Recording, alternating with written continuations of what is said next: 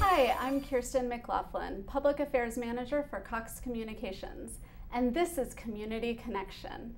Today I have Vince Ucolano and Tina Vincent from the Santa Barbara YMCA. Welcome to you both. Thanks for having us. Thanks for being here. So why don't we start off with you telling us a little bit about the Santa Barbara YMCA and its history in our community. Great. So a lot of people don't know this, but the Santa Barbara YMCA got its start in 1887 in this town, and we're one of the longest serving, continuously serving nonprofit charities in Santa Barbara.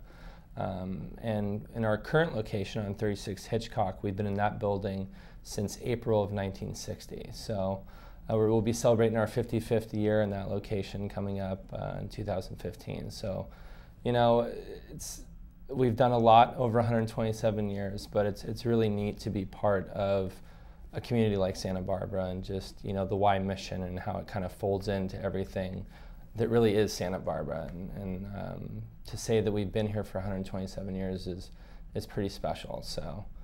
Can you expand on the Y mission and what that means to this community? Yeah, the Y mission has changed over the years. Obviously, the name of it, the Young Men's Christian Association, when it first got its start in 1844 in London, England, was a much different mission than what the YMCA is now. But our core values of caring, honesty, respect, service to others, that's really the mission that drives our programming. And we do it through various avenues like wellness and fitness, and we do it in youth programs and resident camping.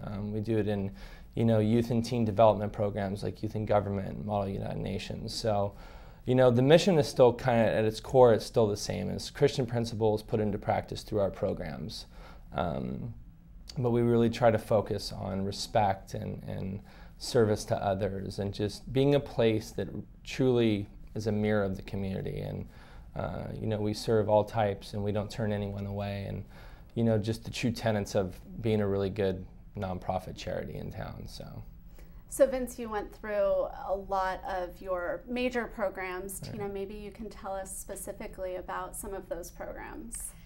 Yeah, so the most recent one we've been doing with the community is our collaboration with some local elementary schools, Peabody Charter and Monte Vista. We bus the 4th, 5th, and 6th graders over, and they do a variety of activities, racquetball, they go in the pool and learn how to swim and do water polo. They get to play soccer outside and learn basketball and handball. So just kind of whatever new, unique thing we can bring to them, we do that. So it's a very exciting time for us. We just started Monte Vista, and Peabody will come again in the spring. So expand a little on how the YMCA fills gaps around wellness and youth development in our community. Mm-hmm. You want to take the youth development? Yeah, definitely. So one of the major things that I help run at the Y is our youth sports programs. Our basketball is one of the biggest programs, and we bring about 400 kids in every year for our basketball programs there. So not only is it good for youth, but for the families, because so many families come and watch the games and their parents are help coaching, so that's a really good community program we do. Besides sports, we have our new resident camp at Camp Fox, so we're going into our 3rd year there this coming summer, where we take school-age kids, 3rd through 6th grade, and also junior high-age kids, and then even the high schoolers can go and help as counselors in training and learning how to be leaders there. So that's another avenue that we've kind of moved into the last couple of years. Yeah. On the back end of it, that the exciting part for someone that's in management is that I get to see that the nonprofit charity angle when it comes to programs. Because what Tina's not saying is that what's great about the YMCA is that 20% of her participants are on some sort of financial aid or scholarship. When you look at resident camps and day camps in general, it's 35 to 40% of the kids would not have access to camp if they weren't if there wasn't some sort of financial gift or some sort of scholarship available to these kids. So through Tina's programs, she's really giving access to camps like Camp Fox and basketball and all the youth sports and the stuff that we do at schools to kids that normally wouldn't have access to those types of programs. So we kind of work in concert with, she provides the programs, and then the board and the executive team kind of finds the fundraising available to help make those programs a reality for some of these families. So. And where do your fundraising efforts focus? Well, we do a yearly campaign every year in the spring, and we call upon our board and 120 volunteers that work on behalf of the YMCA to help raise funds. And we do that through our members, we do that through volunteers in the community, we do that through major donors and large foundations that each year give us money to provide these types of scholarships and programs that we can make available to our members. So it's kind of a three-prong approach in that respect. So. Wow. Yeah. So I recently had the pleasure of being at your ribbon cutting for your newest facility, the Haley Street Youth and Family Program Center. Right. Can you tell our viewers a little bit about that project, how it came to be, what Sure. the future is? Sure. I'll kind of talk about how it came together, and then Tina's our program expert that oversees that center, so she can kind of talk a little bit more about the programs. Early in 2014, in February, we found out from the city that a property on the east side of Santa Barbara was going to become available for lease, and they were asking for people to put in proposals, certain nonprofits. We were one of about 20 to 25 originally that showed interest in this, and through our research and kind of meeting with our Youth and Family Services branch of the YMCA, which operates Noah's Anchorage and the Isla Vista Teen Center, and the Montecito YMCA, we kind of all got together and took a look at the piece of property, which is on 701 East Haley, and it was the old Primo Boxing Club that just wasn't going to renew its lease, so the space became available. We kind of looked at it, and we kind of dreamed a little bit and put together a proposal of programs and services that we would be able to provide out of that location, and turned it into the city. And in May, we found out we were one of the 3 finalists that they were looking at to fill that lease. And myself, along with our COO, Margot Byrne at the Channel Islands YMCA, and our exec at the Santa Barbara branch, Tim Hardy, we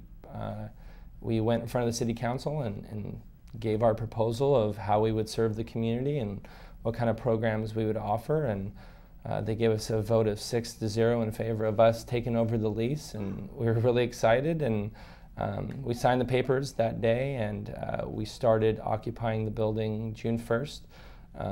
So we kind of went through a needs assessment, and we did a bunch of research. We talked to a lot of the stakeholders, a lot of the folks involved with Santa Barbara Unified, a lot of the small business owners along the Haley corridor and the Milpas corridor, community organizers, just people that were really in tune, community members, people that were really in tune with what was going on in East Santa Barbara. We did a really extensive needs assessment. It took 6 weeks. We did one-on-one interviews, we did group interviews, we walked door to door and talked to community members. We gathered all this information. And then when it came time to open our doors in October, we had a whole roadmap that was provided by the community. And we kind of always talked about, we wanted this YMCA to be something that was created by the community for the community. It just had the Y logo on it, but it really was theirs. Right. And we would staff it, and we would keep the lights on, and we would keep the programs going, but they were going to dictate to us what they felt the gaps in programming were. So that's when we brought Tina and her team in and said, this baby is yours. We have the information for you. We're going to help develop these programs. And Tina can kind of talk about, what they're actually doing now at Haley. So yeah, tell us about those programs, Tina. Yeah, so we're after school and evening program space. So for the kids after school, and then families when they get off work to come and really be a family there. So we have a lot of family classes, family cycling, family Zumba, family boot camp. And it's so unique because I've never been to a place where families actually come in and work out together. You'll have the kids outside playing basketball while mom and dad are taking a spin class, or they're all taking the spin class. We've also do homework help after school for them. So the kids are really close to Santa Barbara Junior High. They can walk right on down, do some homework right after school, which they need the extra help, and the just small and safe place for them to do their homework, quiet, get the extra help they need, and then they can be well. And we've already kind of heard impact stories from kids and parents down there. There's a little boy who goes every single day, and his mom was telling us last week that he's already lost some weight because he comes and plays soccer every day outside with us. And we installed a basketball hoop outside for the kids to play. And we have a bunch of free weights and some new ellipticals. So kind of just seeing what they want, and like Vince said, seeing what they want, kind of catering to them, but definitely family oriented for them, a place for the family to go together. That's great.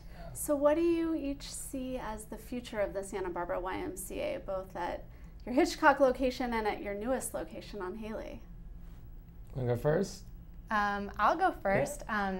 I'm excited for Haley and to see as more of the community finds out about it and that Lower East Side and have them come. We're still getting our name out there of trying to people to know that we're there, and once they know that we are there and they visit us, they're going to want to stay. So just getting the word out is kind of what we're still working on, and as the popularity comes, we might need to get a new location and have able to house all those people. And in terms of Santa Barbara Y, I'd love for us to expand into Goleta, which I'm sure Vince can talk about. Yeah.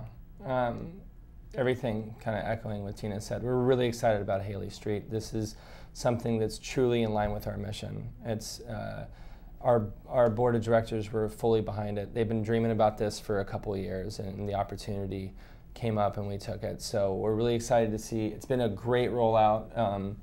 It's been widely accepted, and just it's been great. So we can only imagine where it's going to grow. As far as the YMCA, we want to continue to have impactful programs and make a difference in people's lives, whether it's in wellness or just being a place where people can come and feel welcome and safe, or really pushing teens and young adults to get healthy. And just, there's a lot to wellness. And Tina said Goleta. Goleta is a untouched market, and there is a lot of gaps in programs that we feel that the YMCA, once we kind of get a foothold in, I think we can really make a difference out in Goleta. So there's some really exciting things like on the horizon for us. We have some expansion in programs. We still have a lot of things that we want to do at our current location, but I think the future looks really, really bright for us. Oh, that's great. Yeah. And on that note, thank you both for being here. What a wonderful interview. I feel like we could have talked all day. Yeah, thanks for having us. We appreciate it. And thank you. Until next time, this is Community Connection.